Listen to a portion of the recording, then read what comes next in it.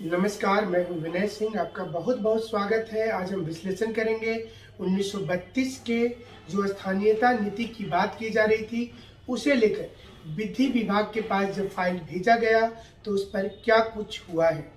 इसके साथ साथ बता दें, सरकार जो नई नियोजन नीति ला रही है उसमें क्या कुछ रहेगा, और इसके साथ साथ क्या 1932 खाद्यान्न आधारित नीति में कुछ संशोधन होगा। अब आपको विस्तार पूर्वक बताते हैं कि इन दिनों झारखंड में स्टूडेंट नियोजन नीति और स्थानीयता नीति का विरोध कर रहे हैं। उनका सीधा मांग है कि नीति ऐसी बने जिससे नौकरी के विकल्प खुल जाए। इसी बीच में खबर यह है कि 1932 के खाद्यान्न आधारित नीति को लेकर जब झारखंड की सरकार ने विधि विभाग को फाइल भेजी तो विधि विभाग ने 15 दिनों के डिस्कशन के बाद इस फाइल को यह करके लौटा दिया कि इससे अड़चन आएगी, कानून व्यवस्था में दिक्कत होगा और हाईकोर्ट जाने के बाद यह नियम भी टूट जाएगा। सवाल यही उठता है कि इसके पहले भी जब नियोजन नीति बनाई जा रही थी, जिसे रमेश हांसदा ने चुनौती दिया था, उस समय में भी विधि विभाग ने यह कहा था कि आप इस प्रकार की नीति नहीं बनाइए। इसके बावजूद सरकार ने बना दिया। अब 1932 के खाद्यान्न सरकार का आखिरी दांव होगा। सरकार का अंतिम कोशिश होगा कि वह दो अलग अलग गुट में स्टूडेंट को और झारखंड की जनता को बांट दे, जिसके बाद उसकी पॉलिटिक्स थोड़ी सी आरामदायक हो जाए। 1932 की खाद्यान्न पॉलिसी को लेकर कोल्हान क्षेत्र के आदिवासी भी विरोध कर रहे हैं। उनका कहना है कि उनके पास भी 1932 का खाद्यान्न आधारित नीति नहीं है। हालांकि 1932 के स्थानीयता नीति में यह प्रावधान कर दिया गया है कि कोल्हान क्षेत्र में 1964 का सर्वे रिपोर्ट होगा, अथवा जिन आदिवासियों के पास डोमिसाइल वाला कागज नहीं है वो वहां की ग्राम सभा से, मुखिया से, सरपंच से लिखवा करके इसे आगे रेक्टिफिकेशन के लिए डिप्टी कमिश्नर के पास भेज सकते हैं।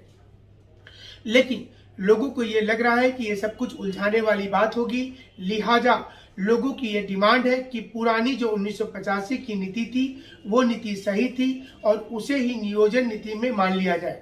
हालांकि सरकार का ईगो प्रॉब्लम होगा और पिछली सरकार के नियोजन नीति को मानना नहीं चाहेगी। हो सकता है कि यह नई सरकार 1980 अथवा 1975 को एक स्थानीयता नीति घोषित कर सकती है। जो खबर आ रही है उसके मुताबिक 1985 के बाद जो लोग झारखंड में थे, रघुवर दास सरकार ने ये नियम बनाया था कि उसे झारखंडी माना जाएगा। लेकिन ये अब नई सरकार 1985 को अगर डिक्टो कर देती है तो ऐसा लगेगा कि इनके पास अपनी टीम नहीं है और पुरानी सरकार की बातों को इसने आगे बढ़ाया है। लिहाजा सरकार ने तय किया है कि अगर नई नियोजन नीति इस प्रकार की बनाई जाए तो थोड़ा डेट को या तो पहले या फिर बाद में किया जा सकता है। मसलन अगर रघुवर दास की सरकार ने 1985 किया था तो ये सरकार 1980 अथवा 1990 कर सकती है, जिससे कि एक नया डेडलाइन आएगा और एक नया गाइडलाइन आएगा और झारखंड में किसे झारखंडी कहा जाएगा ये परिभाषित हो जाएगा।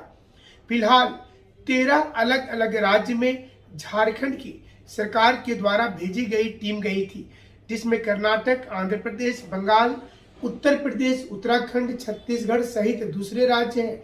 यहाँ पर जाकर वहाँ की डोमिसाइल नीति का व्याख्या किया गया, उसे पढ़ा गया, उसे समझा गया और उसके तर्ज पर नई नियोजन नीति को झारखंड में लागू करने की कोशिश की गई थी, जिसे कोर्ट ने यह कहते हुए खारिज कर दिया कि ये अनुच्छेद 15 का, 16 का, 19 का और 21 का सीधे तौर पर उल्लंघन करता है।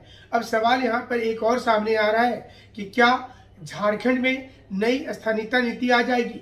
झारखंड सरकार के जिन नुमाइंदों को छात्राओं से बातचीत करने के लिए भेजा गया था, उन्होंने भरी सभा में कहा कि वो 3 महीने का वक्त लेंगे, लेकिन ये 3 महीने के बाद क्या बोलेंगे ये भी समझ से स्टूडेंट का परे होगा और वो आने वाला समय बताएगा। यानी कि 2023 में क्या नई नियोजन नीति बन जाएगी, ये भी एक बड़ा सवाल होगा। 1932 इसी बीच में खाद्यान्न आधारित नीति को लेकर भी कई सवाल उठने लगे हैं। 1932 का खाद्यान्न आधारित नीति एक मायने में सही भी है, क्योंकि यहाँ के आदिवासियों को रोजगार मिल पाएगा और उसे उसका हक मिलेगा।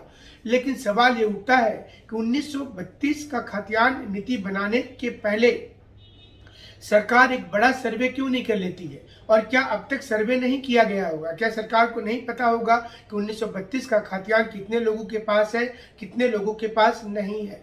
और इसी कारण से झारखंड में स्टूडेंट और जनता दोनों परेशान है, क्योंकि उसका पूरा समय कोर्ट और साथ में ब्लॉक में जाकर जाति प्रमाण पत्र, स्थानीयता प्रमाण पत्र और डोमिसाइल बनाने में चला जाता है।